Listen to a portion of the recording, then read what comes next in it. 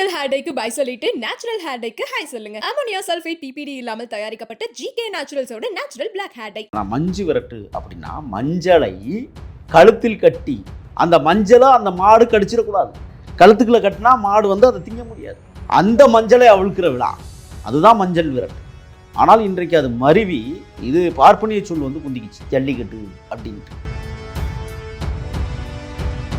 இன்றைக்கி அலங்காநல்லூர் ஜல்லிக்கட்டுங்கிறது அகில உலகத்திற்கும் பறைசாற்றி இருக்குது. தமிழர்கள் கொஞ்சம் நாகரிகத்தை கற்றவர்கள். அவர்கள் என்ன செய்கிறாங்கன்னா கூட்டத்தில் மாடு பிடிக்கிறத விட தனியாக பிடிச்சிக்குவாங்க. அதுதான் தமிழரோட அந்த அஞ்சு விரட்டில் நடக்கும். ஆமாம், ஒரு மாடு ஓடும், ஒரு யாரெல்லாம் பிடிச்சிக்கணும், அது எவ்வளோ தான். ஆனால் குறிப்பிட்டதும் கிடையாது. இல்லை, அதில் வடமாடு மஞ்சு விரட்டுன்னு ஒன்று. வடமாடு மஞ்சு விரட்டுன்னு என்னென்னா, இதில் ஒரு செய்தி முக்கியமானது என்னென்னா, அதுக்குள் ஜாதி தான் பூந்தது. அதுதான் இன்னைக்கு எதில் தான் சார் ஜாதி போகுது? இல்லை, அதில் ரொம்ப என்ன விளைவித்தானோ அந்த பொருளையே அவன் அதுக்கு குணமாக கொடுத்து அந்த மாட்டை வலுவாக்கி தும்பிக்கை தும்பு அப்படி என்றால் அதனுடைய துமுள் பகுதியை அதுக்குன்னே வளர்ப்பாங்க பிரத்யேகம். இன்றைக்கி அது மாடுபிடி வீரர்களும் வளர்க்குறார்கள். மாட்டுக்கு சொந்தக்காரன். இன்றைக்கி தமிழர்கள் வளர்ப்பதை விட தமிழச்சிகள் வளர்க்குது. குழந்தை வளர்க்குது மாடை. இது ஒரு சாதிக்கு சார்பானதல்ல, அது ஒட்டுமொத்த தமிழர்களுக்கு சார்பானது. நான் வளர்க்குற மாடை நீ பிடிச்சிப்பாரு, எனக்கு உனக்கு என் பண்ண. அவன் வீரமிக்கவன். தமிழர்கள் வீரத்தை பறைசாற்றக்கூடிய வகையில் இருப்பதால் தான் இந்த 3 விஷயங்களையும் கொண்டு வரான்.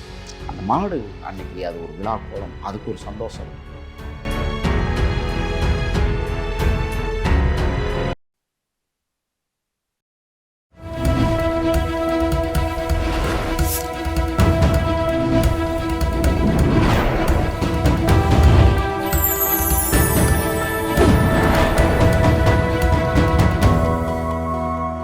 சேனல் 5 தமிழ் நேயர்களுக்கு வணக்கம். இன்றைய நேர்காணலில் நம்மோடு பேச இருப்பது தமிழ் தேசிய பற்றாளரும் தமிழக வெற்றி கழகத்தின் செய்தி தொடர்பாளருமான முகில் அவர்கள். சார் வணக்கம். சார் வணக்கம் சார். நல்லா இருக்கீங்களா சார்? ஃபர்ஸ்ட் ஆஃப் ஆல், தமிழர் திருநாள், தை திருநாள், பொங்கல் பண்டிகையில் ஒரு இன்டர்வியூ எடுக்கிறது ரொம்ப ஒரு ஸ்பெஷலாக இருக்காது, உங்களோட இருக்குது.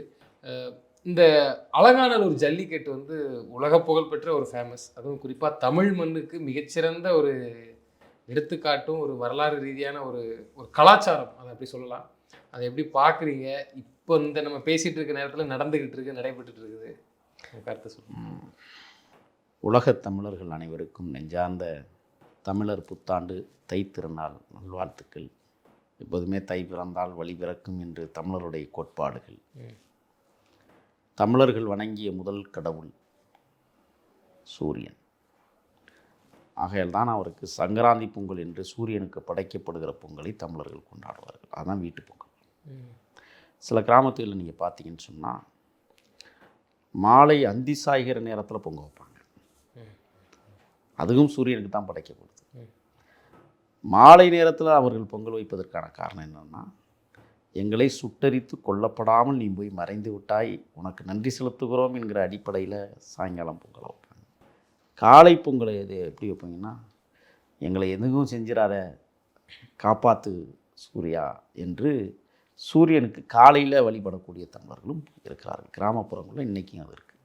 நீங்கள் இந்த பொங்கலுக்கு பார்த்திங்கன்னா, தமிழர்கள் எதையெல்லாம் விளைவிக்கிறார்களோ அதையெல்லாம் ஒரு உணவாக எடுத்துக்கொள்ளுகிற பாங்கு. கரும்பாக இருக்கட்டும், மஞ்சளாக இருக்கட்டும், அதை விட கூரைகளில் இப்போ சொருகிறாங்களா என்னன்னு தெரியாது, மா இலை, புல்லுரி இலை, வாசக்காலில் போடுறது, ஆமாம், அருகம்புல், இப்படி அந்த தோரணங்களே ஒரு அழகியல் தரும். அந்த கிராமத்துகளில் பார்த்தீங்கன்னா கூரை வீட்டினுடைய முற்றத்தில் அப்படி சொறி வச்சா பல மாதங்கள் அது பட்டு போனாலும் அப்படியே இருக்கும், காட்சி தரும். வீட்டுக்கு முன்னாடி ஒரு 2 பானை வைக்கிற அளவுக்கு குழியை நோண்டி அதில் பொங்கல் இடுவது என்பது ஒரு பொங்கல். அது சங்கராந்தி பொங்கல். அது விளைவித்த நெல்லை எடுத்து உரலில் போட்டு உலக்கையால் குத்தி பச்சரிசியை எடுத்து அதை களைஞ்சி அந்த தண்ணியை ஊற்றி பால் பொங்குகிற போது அந்த சூரியனை பார்த்து இவர்கள் ஏன் கும்பிடுகிறார்கள் என்றால், இவ்வளவு தொலைவில் இருக்கிற சூரியன் நம்மளை இவ்வளவு சுட்டரிக்கிறதே, அது கிட்டத்தில் வந்தால் நம்ம சாம்பலாயிருவோமேனு பயத்தால் ஒரு காலத்தில் தமிழர்கள் வாழ்ந்த அடிப்படையில் அதற்கு சாமியாக கும்பிட்றான். ஆனால் இன்றைக்கும் தமிழருடைய முதல் கடவுள் சூரியன் தான். இன்றைக்கி சிலைகளை வச்சு கும்பிட்றதெல்லாம் போலித்தனமான விஷயங்களாக மாறி இருக்கு. அடுத்து பார்த்திங்கன்னா மாட்டுப்பொங்கல். காலம் முழுவதும் தன் கைரேகைகளை கலப்பைகளால் பிடித்து பிடித்து தன் ரேகை தேய்ந்ததைப் போல மாடுகளுக்கு தன் கால்கள் தேய்ந்து தேய்ந்து சகதிக்குள் நடந்து தமிழருடைய வாழ்வியலை செழிப்புற செய்கிற அந்த மனித மகத்துவத்தை கொடுக்கிற மாடுகள்னு சொல்கிறதே எனக்கு அருவருப்பாக இருக்குது. ஏன்னா அவர்களும் மனிதர்களே, வாய் பேசாத மனிதர்கள் மாடுகள். அந்த மனிதர்கள் வாய் பேசக்கூடிய மனிதர்களோடு பின்னி பிணைந்து வாழ்க்கையை உறுதிப்படுத்துகிற ஒரு தன்மை இருக்கிறதென்றால் அவர்களுக்கு நாம் விழா எடுக்கிறோம். அந்த விழா அன்னைக்கு கிராமத்துகளில் என்ன நடக்கும்னா அவங்களுக்கு தெரியாததில்லை. ஒரு கிராமம் ஒட்டு மொத்தமாக என்ன செய்வாங்கன்னா, பானையெல்லாம் 2 அடுக்கு ஓலைப்பெட்டி அந்த காலத்தில் வச்சுருப்பாங்க, ஓலையால் அல்லது நார்பெட்டி. இந்த நார்பெட்டிகளை நீங்கள் பார்த்தீங்கன்னா கரும்பு, வாழை இலை, மஞ்சக்கொத்து, அரிசி, வெல்லம், அதுக்கு தேவையான உபகரணங்கள் எல்லாத்தையும் தண்ணி கூட போய் கொண்டு போயிடுவாங்க. கிட்டத்தட்ட ஒரு 100 அடி 200 அடி நீளத்துக்கு வந்து குழி வெட்டுவாங்க, அடுப்பு வெட்டுவாங்க. அடுப்பு வெட்டுறத அந்த மண்ணிலிருந்தே உருண்டை பிடிச்சி 3 பக்கமும் வச்சு முட்டி உட்கார அளவுக்கு சைஸ் பார்த்து அதை வரிசையாக ஒரு ஊரே சேர்ந்து ஒரு பொங்கலை கொண்டாடும். யார் வீட்டில் எல்லாம் மாடு இருக்கோ, யார் வீட்டில் எல்லாம் ஆடு இருக்கோ, இப்போ புதுசாக ஒரு கலாச்சாரம் வந்துச்சு, நாயையும் குளிப்பாட்டி கொண்டாந்து கட்டுறான். ஏற்றுக்கணும். அதுங்க மக்களோட விஷயம் தானே, அதுங்க மக்களுக்காக நிற்கிறது தானே. வளர்க்குற நாய்கள், தெருநாய் தான் பாவம், எதை தின்னுட்டு போயிடுது. அன்னைக்கு பார்த்தீங்கன்னா கடும் குளிர்காலம். அது தை வந்து மார்கழி மாதத்து குளிர் தையிலையும் வந்து பிரதிபலிக்கும். அது எப்படி சொல்லணும்னா, தண்ணிக்குள்ளே இறங்கும்போது அது அந்த இறங்கியிருக்கிறீங்களா நீங்கள் அந்த குளிர் தண்ணீரில் காலை நினைக்கும் போது இறங்க இறங்க கம்மாய்க்கில் இறங்க இறங்க இறங்க தண்ணி ஏற ஏற ஏற நம்ம உடம்பு எப்படி ஆகும்னா, ஐயோ மாடு முன்னாடி போய்கிட்டு இருக்கும், அதுவே பயப்படும். ஆடுபடியை தூக்கி ஒரு அமுக்கி விட்டு கிளப்பிடலாம். ஏன் நான் இதெல்லாம் சொல்கிறேன்னா, தமிழர் வழிகளில் மஞ்சு விரட்டுக்கு வர்றேன் நான். நீங்கள் கேட்ட கேள்விக்கு தான் வந்துக்கிட்டு இருக்கேன். அந்த மாடை தண்ணிக்குள்ளே கொண்டு போயிட்டு மாடை குளிப்பாட்டுவானோ இல்லையோ, ஜப்பான ஒரு தடவை முக்குளிச்சு எந்திரிச்சிடணும். இல்லைன்னா அந்த தண்ணி அவ்வளவு குளிரில் அவன் ஆடி போயிடுவான். ஒரு மாடையும் 2 மாடை குளிப்பாட்டுறது சாதாரண விஷயம் இல்லை. அன்னைக்கு தான் அதுக்கு நீச்சலும் போடுவான். பசுமாடு எங்கே நீச்சலிச்சு பழகும்? பசுமாட்டையே தேரில் பூட்டி ஓட்டுறதும் ஏரில் பூட்டி ஓட்டுறதுமான காலகட்டங்கள்லாம் பசுமாடுகளையும் பயன்படுத்தினாங்க தமிழர்கள். ஆமாம், ஒரு காலத்தில் எருமையை பயன்படுத்தினார்கள் உழுகிறதுக்கெல்லாம். அதுவும் ஒரு மனிதன் தான். அதே போல் உழைக்க முடியாது. நீங்கள் மாடு தொழி அடிச்சிச்சுன்னா 2 அடி அடிக்கணும், எருமை அடிச்சிச்சுன்னா 1 அடியிலே முடிஞ்சு போகும். அப்போ ஃபர்ஸ்ட் இதில் எது வந்துச்சு? எதை பயன்படுத்தி? எருமை தான் பயன்படுத்துகிறாங்க. எருது என்று எருமையைத்தான் அவர்கள் தமிழர்கள் வந்து தன்னுடைய தொழிலுக்கு பயன்படுத்துகிறாங்க. அப்போ களத்து மேட்டிற்கு நெல் வருகிற போது நான் சொன்னான், யானை கட்டி போரடித்தாள். காலத்தில் தமிழர்கள் அப்படி வாழ்ந்துருக்கிறான். யானையை கொண்டாந்து இறக்கி விட்டு போர் அடிச்சிருக்கிறான்.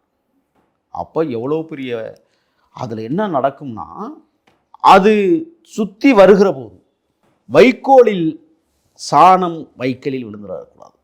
ஏன்னா மாடு திங்காது. கரெக்ட். அந்த மாடு ஒன்றுக்கு போகாமல் பார்த்துக்கணும். அது ஒரு சிறப்பு இருக்குது அதுல. அது வைக்கலில் ஊறிடுச்சுன்னு வச்சுக்கோங்க, வைக்கல திங்காது. ஓகே. ரொம்ப பக்கம் ஒன்றுக்கு இருக்கிற மாதிரி இருந்துச்சுன்னா புனையில் தள்ளிடுவான் மாட்டை. எப்படி கண்டுபிடிக்கிறாங்க? அது தெரியும், ஓட்டுறவனுக்கு தான் தெரியும் எந்த மாடு ஒன்றுக்கு இருக்க போகுது, எந்த மாடு சாணி போட போகும். சாணி போட போகுதுன்னா வைக்கல் அள்ளிக்கிட்டு போய் அதனுடைய அந்த ஆசன வாயில் கொண்டு இப்படி வச்சிடுறது. வச்சுட்டான்னா சாணி அதில் போட்டுரும், அது தூக்கி அப்படி வீசிடுவான். அது ரவுண்ட் அடிச்சுட்டே போகும். யானை கட்டி போரடித்தல் பெரிது, எருது கட்டி போரடித்து மாடு கட்டி போரடித்து தமிழர்கள் வாழ்ந்த இந்த பொக்கிஷ நாட்களை கொண்டாடுகிற விதம் தான் மாட்டுப்பொங்கல். அன்னைக்கு அந்த மாடுகளை குளிப்பாட்டி அதுக்கு சந்தனம் பொட்டெல்லாம் வச்சு நல்ல மாடுகளுக்கு கொம்ப சீவி லாடங்கட்டி அந்த மாடு அன்னைக்கு அது ஒரு விழா கோலம், அதுக்கு ஒரு சந்தோஷம் இருக்கும். அவரவர் மாடுகளை கொண்டு போய் 200 அடி நீளத்திற்கு பொங்க வைக்கிற இடத்துக்கும் பக்கத்தில் ஒரு திடலில் வரிசையாக கட்டி போடுவாங்க. ஒரு மாடு இன்னொரு மாட்டோட முட்டிக்கவே கூடாது. அந்த சண்டை வளர்க்குறது அப்புறம் பெரும்பாடாயிக்கும். அன்னைக்கு எப்படி பண்ணான்னா, அவன் கையிலே வைத்திருந்த பானை சட்டியை எடுத்து பறையடித்தான். நாகரிக காலம் வந்ததற்கு பிறகு அவன் ஈயத்தட்டிலே பறையடித்தான். பொங்கலோ பொங்க பொங்க பொங்க பொங்க தைப்பொங்கன்னு சொல்லிட்டு கத்துவான். கத்தி அப்படியே சுற்றி அந்த 200 மீட்டர் அடுப்பையும் சுற்றி வந்து அடித்து உப்பும் மிளகையும் கொண்டாந்து பக்கத்தில் மாடுகளுக்கு பக்கத்தில் நெட்டுக்க போட்டு வைக்கல போட்டு திஷ்டி சுற்றுவார்கள். மாடுகளுக்கு திஷ்டி சுற்றுவான். ஏன்? அவனும் மனிதர்களே. திஷ்டி சுற்றி மாடை அவுத்து விடுறது. எப்படி? அவரவர் மாடுகளை அவுத்து விட்டு இந்த காலத்தில் பணம் கட்டுறான், கழுத்தில் பணம் கட்டி தொங்க விடுறான். அந்த காலத்தில் கரும்பு கட்டினான், துண்டு கட்டுவான். துண்டை அவிழ்ப்பதற்கு, கரும்பை அவிழ்ப்பதற்கு மாட்டை பிடிக்க வேண்டும். அப்படி தான் தொடங்குது அந்த விழா. இப்போ தங்கம் நகை வர போயிடுச்சு. இன்னைக்கு நாகரிக காலத்தில் இன்னைக்கு கொம்புல செயின் கட்டுறான். பெருமை கெத்தா நினைக்கிறேன். கெத்தா. ஆனால் அது இல்லை. தமிழர்களுடைய வாழ்வியலில் அந்த மாட்டிற்கு ஒரு விழா. மனிதன் எப்படி கொண்டாட முடியும்? ஆனால் இன்றைக்கு அதை மனிதர்கள் கொண்டாடுகிற விழாவாக மருவி கொண்டிருக்கிறது. அப்படி என்றால் கிராமப்புறங்களில் இன்றைக்கி நீங்கள் போய் பார்த்தீங்கன்னா மாடை அவுத்து விடுவான். அந்த கரும்பையும் அந்த கழுத்தில் கட்டியிருக்கிற துண்டை அல்லது கொம்பில் கட்டியிருக்கிற துண்டை, ஏன்னா அது பயிற்சி பெறாத மாடுகள். ஒன்றும் ஏருக்கு பூட்டியிருப்பான், இல்லைன்னா வண்டிக்கு பூட்டியிருப்பான். இப்போ நீங்கள் சொன்ன மாதிரி 2 விஷயத்தில் எனக்கே புலன்படுது. மக்களுக்கு ஒரு தெளிவு கிடைக்கும்னு நினைக்கிறேன். நீங்கள் சொன்ன மாதிரி மாடையே மனிதனை நம்ம நினைக்கிறோம்னா அதுக்கு விழா நடத்துகிறோம்னா அப்போ எதுக்கு மனிதன் போய் அதை போய் அடக்கணும் பிடிக்கணுங்கிற மாதிரி சொல்கிறீங்க. அப்படியே இருந்தாலும் இன்னைக்கு அந்த நியாயமான ஜல்லிக்கட்டுங்கிறது நடக்குதா? ஏன்னா ஒரு மாட்டை அவுத்து விடுறாங்க, செட்டை விடுறாங்க, ஒரு 2 செகண்ட் 3 செகண்ட் அந்த தெம்முல பிடிச்சி நிற்கினா போதுங்கிறது. ஸோ இதுதானே அடிப்படை கலாச்சாரம் மாறிக்கிட்டு வருது. ஏன்னா இதுக்கு முன்னாடி ஜல்லிக்கட்டு எப்படி இருந்துச்சு? இல்லை, அதான் முதல்ல கிராமப்புறங்களில் இப்படி ஆரம்பித்து அந்த ஜல்லிக்கட்டுங்கிறது அதுதான். பல மாடுகளை அவுத்து விட்டு அதில் எந்த மாடு ஜல்லிக்கட்டுனா பணத்தை அதுதானே. அதாவது அது தமிழ் வார்த்தை கிடையாது.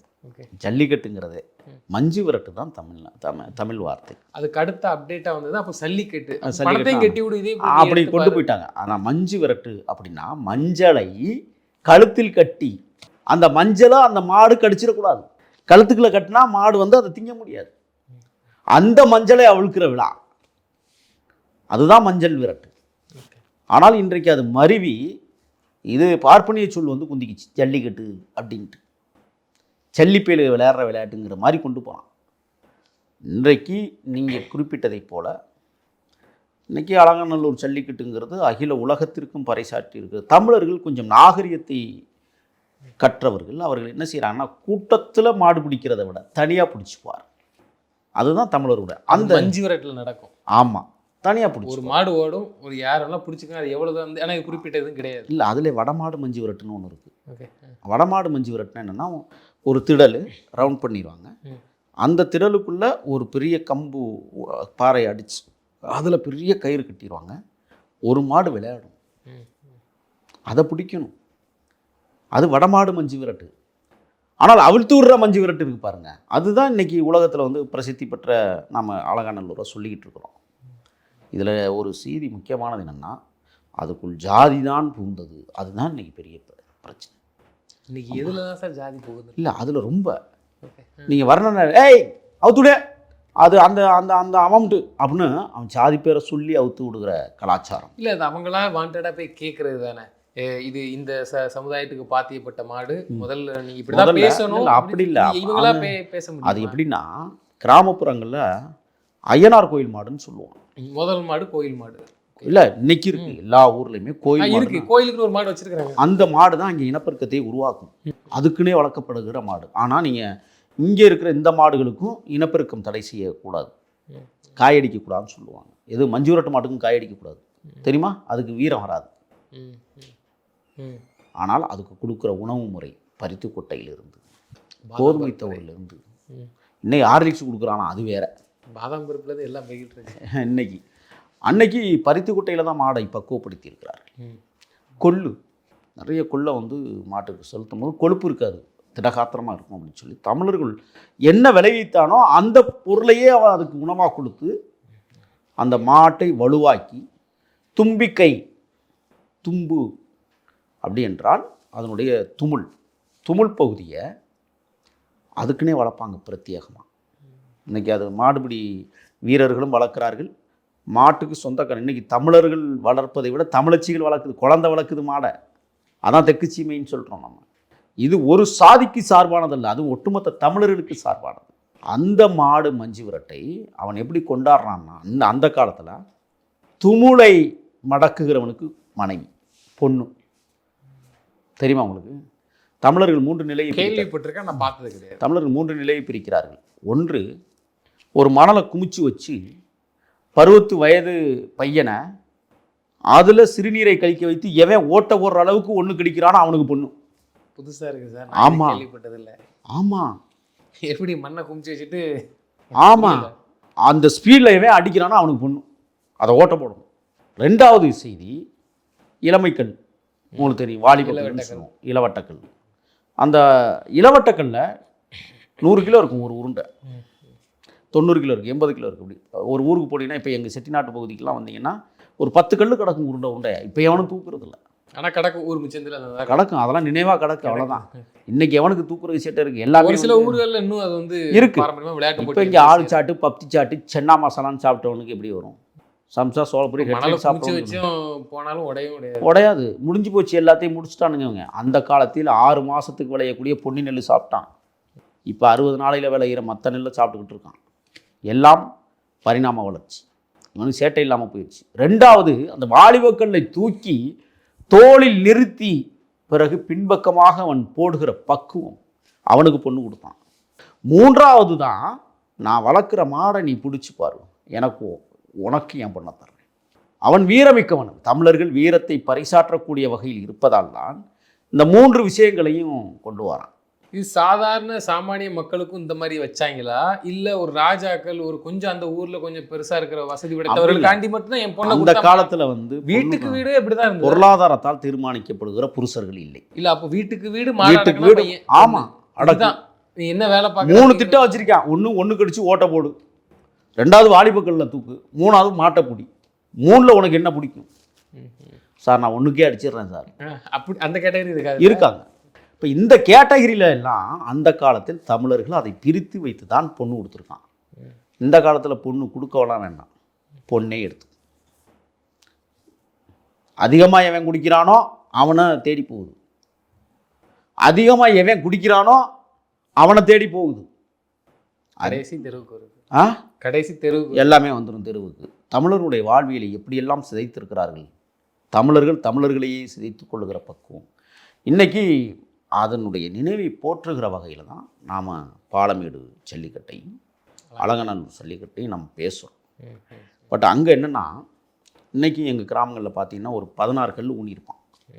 ஒரு ஆள் உயரத்துக்கு ஊனியிருக்கும். இன்றைக்கி இருக்குது.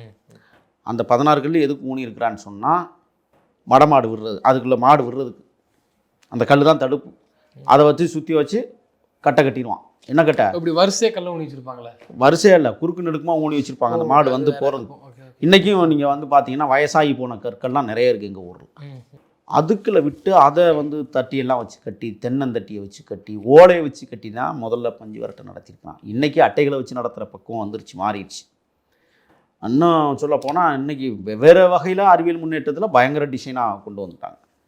ஒரு மாடை அவன் வளர்க்குறான் என்றால் ஒரு நாளைக்கு 1 மணி நேரம் நீச்சல் விடணும், தண்ணிக்குள்ளே இவனும் விளையாடணும். அந்த மாடு தன் முன்னங்கால்களால் தண்ணீருக்குள்ள தலை மூழ்கிவிடக்கூடாது என்பதற்காக திமிரி எழுகிற போது அவன் தும்முலை பிடிச்சி அடக்கி தண்ணிக்குள்ள குளிக்க வைப்பான். நீச்சல் அடிச்சிட்டு இருக்கும்போதே இவங்க அடக்க ஆரம்பிச்சிடுவாங்க தண்ணிக்குள்ள. அப்படித்தான் பயிற்சியெல்லாம் நடக்கும். ஓகே, எங்கள் ஊர்லலாம் நாங்கள் அவ்வளோ பார்த்துருக்கோம். அதே மாதிரி ஒரு தாயானவள் அந்த மகனுக்கு என்ன உணவை கொடுக்க வேண்டும் என்று ஒரு மனுஷி ஒரு மாடு மனிதனை எவ்வளவு பக்குவப்படுத்துகிறார்கள் என்பதை நீங்கள் கிராமத்துக்கு போய் பார்த்தீங்கன்னா காலை உருளி வரும். இந்த கழுத்துக்கு கீழே பாருங்க தொங்கும், தொங்கும் சதை, அதை வருடி கொடுப்பது. அதுக்கு சுகம் அதுதான். அவனை வருடுனீங்கன்னா அப்படியே நிற்பாங்க. மனிதன் குச்சி எடுத்துக்கிட்டு முதுகில் சுருகையிற கதை அது. அதை விட இன்னொன்று இருக்குது, அவன் அதனுடைய வாயிலேயே முத்தம் கொடுத்து அன்பை போதிப்பு. எங்கடா அன்பை கற்றுக்கிட்டான்னா, முதல்ல ஆட்டுக்குட்டிகிட்டே மாட்டுக்கிட்டே தான் கற்றுக்கிறான், கண்ணுக்குட்டிகிட்டே. அது துள்ளி விளையாடுகிற போதே அவன் அவன் அந்த துமுலை உருவாக்குகிறான்.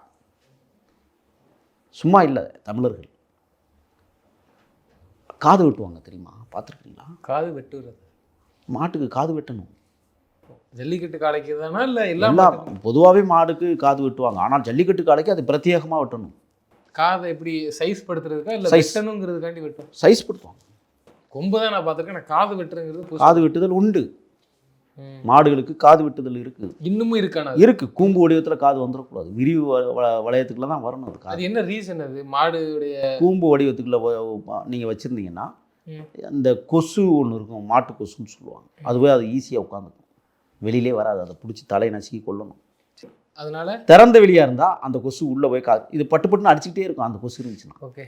திறந்த வெளியாக இருந்தால் அந்த கொசு உள்ளே உட்கார்றது சிரமம் இருக்கும். தமிழர்கள் எதை கண்டுபிடிச்சிருக்கான் பாருங்க. அவன் மூக்கணாங்கயிறு போடுவதே எதற்கு? தன்னிடம் இருந்து அதை மீறிவிடும் என்பதற்காக. அந்த மூக்கு குத்தி பார்த்துருக்கீங்களா? மூக்கு குத்துறத அது நான் பார்த்துருக்கேன், சின்ன பிள்ளையில பார்த்துருக்கேன். ரெண்டு மூக்கையும் ஊசி வச்சுட்டு அப்படியே பின்னாடி ரெண்டு மூக்கையும் முதல்ல பிடிக்கிற விதம் இருக்கு. அந்த ரெண்டு மூக்கினுடைய ஜாயிண்ட் இருக்கு பாருங்க, அதை நறுக்குன்னு பிடிக்கணும். ஆணு வாயக்கா அப்படியே வெளியில வரும். நாக்கை பிடிச்சிக்குவான். நாக்கையும் பிடிச்சிக்கிட்டு மூக்கையும் பிடிச்சிக்கிட்டு கோணி ஊசியால் ஒரே குத்தி அந்த நுனிக்கயிறு இருக்கே, ஊசிக்குள்ள நுழையிற நுனிக்கயிறு இருக்கே, அதை அப்படி லேசாக இழுத்து பெரிய கயிறு வரும்போது வெண்டி ஒரு இழுக்கணும். அப்போ மாடு துள்ளும், குதிக்கும். அதை கொண்டாந்து அந்த கழுத்தில் முடிகிற போது அந்த முடிச்சு ஒரு அழகியல். அந்த முடிச்சு போட்டு கழுத்து கயிறுன்னு ஒன்று இருக்கு, தெரியுமா? கழுத்து கயிறு போட்டு அது கருப்புலையும் சிவப்புலையும் போடுவான். அதுக்காக திமுகன்றாதீங்க, அதான் சொல்ல வந்து கேட்டால் சொல்கிறீங்க. ஓகே. அதில் மணி கட்டுவான், வெங்கல மணியை கட்டி அழகு பார்ப்பான். ஏன் மணி கட்டுகிறான் தெரியுமா? தன்னுடைய மாடு மேய்ச்சலுக்கு போகிற போது எந்த திசையை நோக்கி மேய போகிறது தன் கண்ணுக்கு தெரியாவிட்டாலும் காதுகளில் அந்த மணி ஒலிக்கும். இவ்வளவு நுணுக்கத்தை ஒரு மாட்டை செதுக்குவதற்கு. இன்னொன்று தெரியுமா? வைக்க குளத்தை எடுத்து தண்ணியே படாமல் முதுகை தேய்ப்பதற்கு தெரியுமா? பழையன கழிதலும் புதியன புகுதலும். இல்லை, மாட்டை குளிப்பாட்டும் போது வைக்கோல் எடுத்து தேய்க்கிறத நான் பார்த்துருக்கிறேன். வெறுமாட்டையே தேய்ப்பான். பழைய முடிகள் உதிர்ந்து புது முடி முளைக்கும் போது அதில் ஒரு மின்னல் இருக்கும். அந்த மாட்டு விளக்கெண்ணை தேய்க்கணும். இதெல்லாம் இருக்கு. வயிற்றுப்பூச்சி வந்துருச்சுன்னு சொல்லுவான். விளக்கெண்ணையை நல்லா அந்த வேப்பனை கலந்து ஊத்து அப்படிமா. மூங்கில் தொப்பைகளில் தெரியுமா உங்களுக்கு? இயற்கையாகவே வாழ்கிற மனிதன் தக்காளி செடி மாதிரியே ஒரு செடி வளரும், தெரியுமா? குற்ற தக்காளி சொல்லுவாங்க. இந்த சிறு தக்காளியா? இல்லை, அது எனக்கு சரியாக நினைவு இல்லை. செடி எனக்கு அந்த பேர் தெரியும். அந்த செடியை பார்த்தா கண்டுபிடிச்சிருவேன். அதை உரலில் போட்டு இடித்து அதுலேருந்து சாறு எடுத்து கடவாயை பிடிச்சிக்கிட்டு அந்த மூங்கில் தொப்பையை கவாய்க்கில் விட்டுக்கிட்டு இந்த மருந்தை உள்ளே ஊற்றி நாக்கை இறுக்க பிடிச்சிட்டா முழுங்கணும். மாடு கைக்கிறக்கூடாது. வயிற்று புழுவை கொள்ளுவான் தமிழை. மாட்டுக்கு வைத்தியம். இப்போ ஊசி போடுறான். இதோட இன்னொன்று இருக்குது, வாளை மென்மைப்படுத்துவது. அழகாக கட் பண்ணி இப்போ ஷாம்பு போட்டு குளிப்பாட்டுறான் வாளுக்கு. அந்த காலத்தில் கரம்ப மண்ணை போட்டு தேய்ச்சான். கரம்பை மண்ணுன்னு ஒன்று இருக்குது, தெரியுமில்ல? இருக்கு. அப்படி மண்ணை போட்டு தேய்ச்சா முடி உதிராதா என்ன? அந்த மண் முடியை கலகலப்பாக்கும். திக்னஸாக ஹார்டாக இருக்கிறதுனால முடி. கரம்ப மண்ணு போட்டு தலையில் தேய்டா அப்படிம்பாங்க. மனுஷனும் தேய்க்கலாமா? மனுஷனே தேய்ப்பான். எங்கள் ஊர்லலாம் தேய்ச்சி குளிச்சு. மண்ணை தேய்ச்சி மனுஷன் குளிச்சது நான் அது சொல்லாடெல்லாம் கேள்விப்பட்டிருக்கிறேன். இதுக்கு முன்னாடிலாம் அப்படி தான் குளிப்பாங்க. கரம்பை மண்ணுன்னு ஒரு மண் இருக்குது. இந்த கரம்ப மண்ணை போட்டு தேய்ச்சி குளித்தோம்னா தலை கலகலப்பாக இருக்கும். சோப்பு வாங்க வேண்டாம். அந்த காலத்தில் சொல்லுவான் சவுக்கார் கட்டி வாங்கிட்டு வாமா, மரண கட்டி வாங்கிட்டு வாமா. சோப்புக்கு அந்த பேர். இப்போ தான் சோப்புன்னு சொல்கிறான் அவன். சவுக்காரம் சொல்லுவாங்க. சவுக்காரத்தை வாங்கிட்டு வா அப்படிமா. ஆனால் அதற்கு முன்பாக தமிழன் துவைச்சது எது தெரியுமா? ஓர்ப்பு மண். ஓர்ப்பு மண்ணில் தான் தன்னுடைய துணியை துவைச்சான். அதே போல் மாட்டையும் அவன் பக்குவப்படுத்துகிற விதம். அந்த ஓர்ப்பு மண்ணை வாளுக்கு போடுவான். இது கரம்பு மண்ணை வாளுக்கு போட்டு தேய்ப்பான். மாடு பல பல பல பலன்னு இருக்கும். கொம்பு சீவுகிற முறை இருக்கு. லாடம் கட்டுறதுக்கு தெரியுமா உங்களுக்கு? மாட்டை கட்டி கீழே போட்டு 6 ஆணி குத்தணும். அந்த அடிக்கிற போது காலினுடைய நுனிப்பகுதிக்கு தான் அடிக்கணும். அடிப்பகுதி அடிச்சுன்னா புண்ணு வந்துடும், நடக்காது பாடு. ஒரு அடி அடித்து அது அப்படி கொண்டு வரும்போது அந்த மாடு ஒரு துள்ளுகிற போது இடுப்பில் ஒரு கயிறு போட்டு மாட்டை வீழ்த்துற கதை தெரியுமா? லாடம் கட்டுறது வந்து சுமை கொண்டு போகிற மாடுகளுக்கு, வண்டி மாடுகளுக்கு தான் கட்டி நான் கேள்விப்பட்டிருக்கிறேன். ஜல்லிக்கட்டுக்கு கட்டுவாங்க தனித்தனியாக.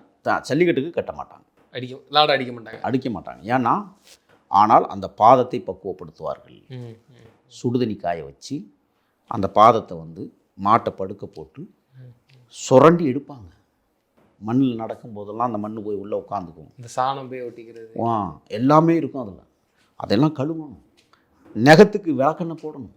மாட்டோட அந்த பெரிய நகத்துக்கு விளக்கெண்ணெய் போட்டு தேய்ப்பாங்க. ஆக மனிதனும் இன்னொரு மனிதனும் சேர்ந்து உருவாக்கியது தான் மஞ்சு விரட்டு என்றால், தமிழர்கள் எப்படியெல்லாம் தன்னுடைய இனத்திற்கு சமமாக அவன் மாடு என்கிற மனிதனை பயன்படுத்தி கொண்டான் என்றால், ஆகையால் தான் அவன் மாட்டுப் பொங்கலை தீர்மானித்தான். உனக்கும் ஒரு விழா எடுப்பேன், எனக்கு நீ உறுதுணையாக இருக்கிறாய் என்பதற்காக மாட்டுக்கு ஒரு விழா, மாட்டுப் பொங்கல் மட்டுமல்ல, ஏன் மஞ்சு விரட்டை நடத்துகிறார்கள்? அதான் முதவே சொன்னேன், நீ ஆண்மையுள்ள மகனாக இருந்தால் என் மாடை பிடி, என் பொன்னை தருகிறேன். இப்படி தொடங்கியது இன்றைக்கு இங்கே வந்து நிற்கிதுன்னு சொன்னால், தங்க மோதிரமும் கார்களும் பரிசாக தருகிறார்கள், பிள்ளையை கொடுக்க மறுக்கிறார்கள். இதுதான் விஷயம். அருமையான நேரத்தில் தமிழர் திருநாள் பொங்கல் அதை தாண்டி இந்த ஜல்லிக்கட்டை பற்றி சிறப்பாக வெளிப்படுத்தினீங்க. தொடர்ந்து தங்களது கருத்துக்களை பகிர்ந்தமைக்கு நன்றி சார். நன்றி.